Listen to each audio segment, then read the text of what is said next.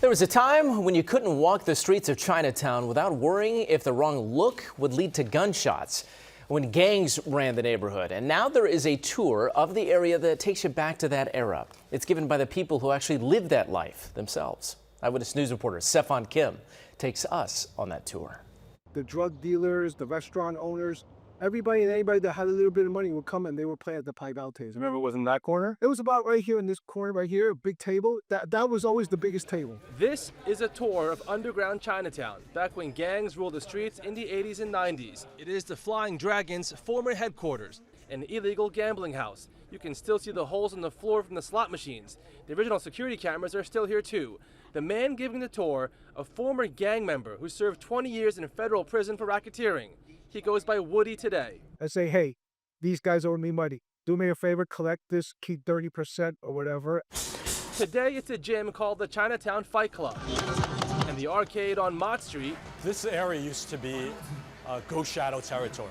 It's all part of the Chinatown Legacy Tours. Roger Lee is the co-founder, an ABC News producer who created it to help bring business back to the neighborhood where he grew up. It reveals what happens when a community is excluded from political power, from opportunity, from protection. The other tour guide, Michael Lau, the legendary former commanding officer of the NYPD's 5th Precinct, who helped take out 2 of the 4 major gangs. My mom was robbed by a junkie in front of me, that at the age of 12, and that actually made me become a cop.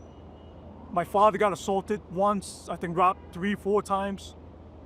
And then the worst of it, you're Chinese and you can't even walk in Chinatown. As for Woody, he was shot twice. The first time I was shot, I was 19. He was released 10 years ago. He has plenty of regrets. Shootings, the violence, the drugs. Because now that I see what drugs have done to the communities and stuff like that, I was like, wow, I was part of contributing to this. That's why when I do the tour for Roger, I tell people, I don't try to glamorize it. In Chinatown, CeFaan Kim, Channel 7, Eyewitness News.